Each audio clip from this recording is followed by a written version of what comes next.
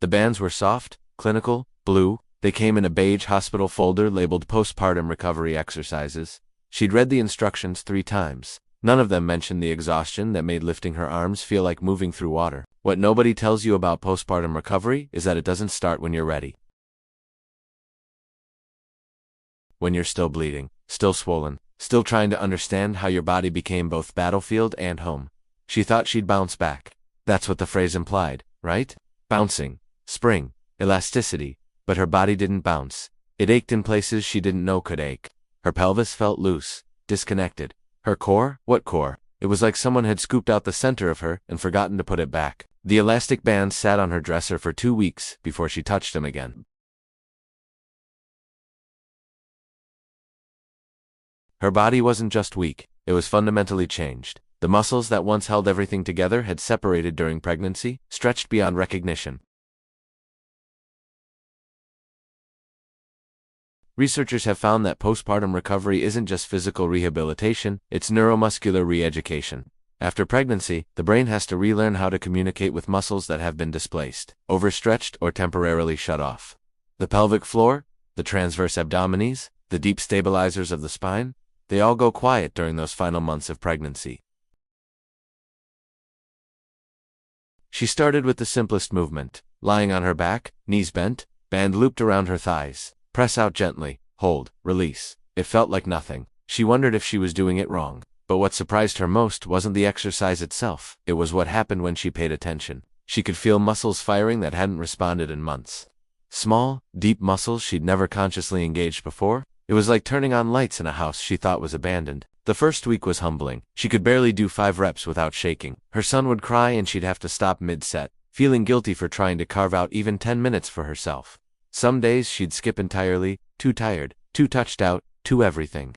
Then came the moment that changed her approach. She was lifting her baby out of the crib when she felt it, that deep, internal support she thought was gone. Just for a second, a flicker of strength. Her core wasn't broken. It was just sleeping. That night, she tried the band exercises again. This time, she focused on the feeling, not the movement. She imagined drawing her belly button toward her spine, imagining those separated muscles slowly finding their way back to each other. It wasn't about speed or intensity, it was about presence. Sometimes, we only understand strength when it's tested. What researchers at pelvic health clinics have discovered is that elastic resistance training activates the deep stabilizers more effectively than traditional crunches or planks in the early postpartum period. The constant tension of the band provides feedback. Your body knows where it is in space, what it's doing, how hard it's working. For someone whose proprioception has been scrambled by 9 months of shifting weight and changing posture, that feedback is everything. She started incorporating the bands into her daily routine, not as punishment, not as a race back to her pre-baby body, but as a practice, a way of listening.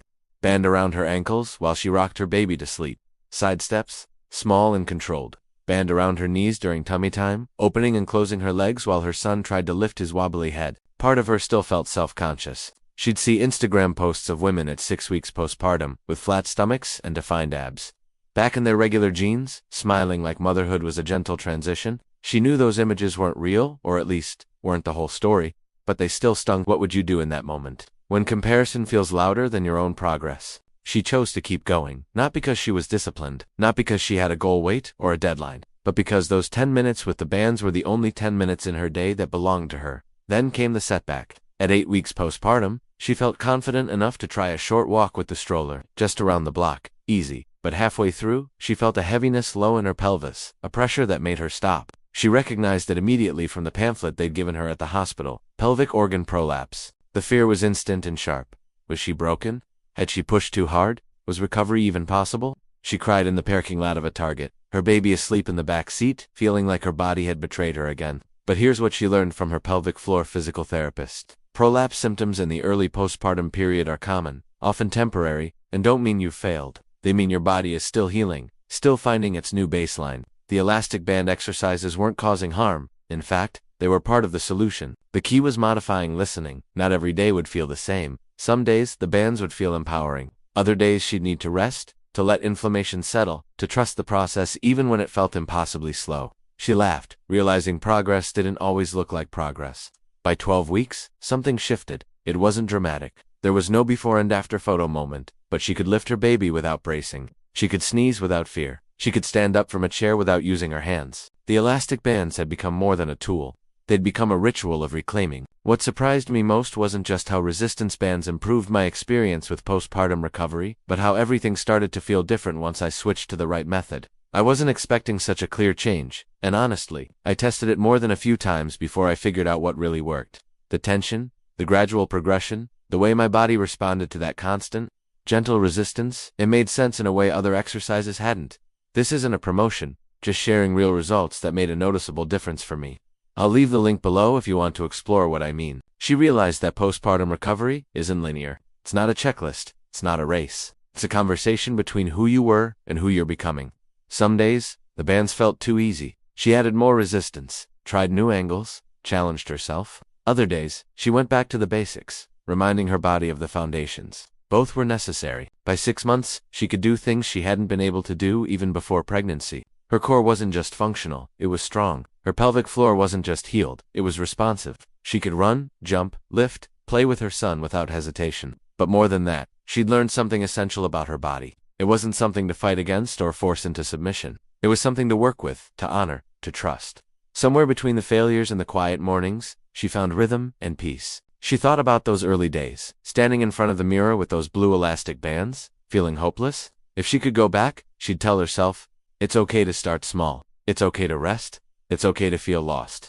Your body hasn't forgotten how to be strong. It's just learning a new way. When she looked in the mirror again, it wasn't her reflection that had changed. It was what she believed about herself. She wasn't broken, she was rebuilding, and that was more powerful than bouncing back ever could be. This is educational information, not medical advice. Always consult with a healthcare provider, especially a pelvic floor physical therapist.